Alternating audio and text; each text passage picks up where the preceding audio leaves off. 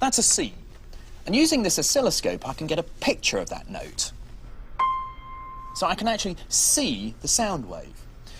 Now, the height of the wave corresponds to how loudly I'm playing the note. So if I play the note very quietly, play it very loudly, suddenly get a huge wave on the screen. Now, the more important thing is the distance between the peaks of the wave, because that's determined by the pitch or frequency of the note. The higher the note, the shorter the distance between the peaks.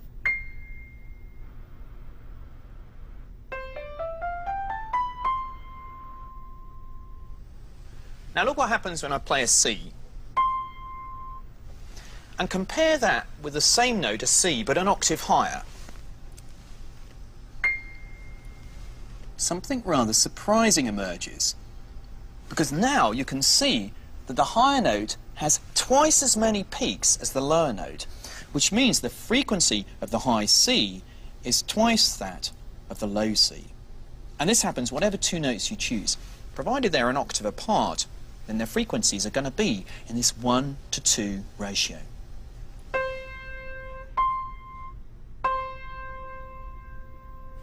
Two notes which are an octave apart just sound nice together, and they're actually the most harmonious combination of notes that you can have.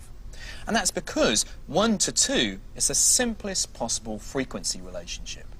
And that's what music is all about, because it's these simple whole number ratios that sound so good to the ear. A perfect fifth is a frequency ratio of 3:2. Perfect fourth is 4:3. And a slightly more complex sound, a minor sixth, that's a frequency ratio of 5:8. Every combination of notes used in music is defined by simple ratios.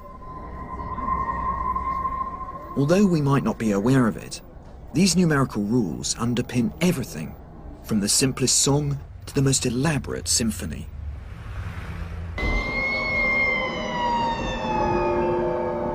And perhaps stranger still, it's these same numbers that are built into the walls of this medieval cathedral.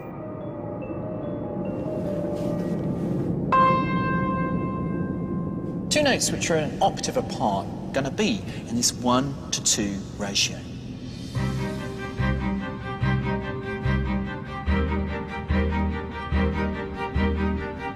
The width of the nave here is twice the distance between each of the columns that run up its length, a ratio of 2:1. The most harmonious combination of notes you can have. The altar divides the nave into a ratio of 8:5.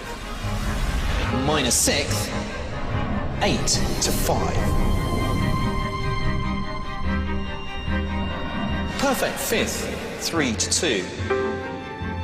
Perfect fourth is 4:3. Major third, 5:4. And that's what music is all about. St. Augustine believed these ratios were used by God to construct the universe, and that was why they produced harmony in music.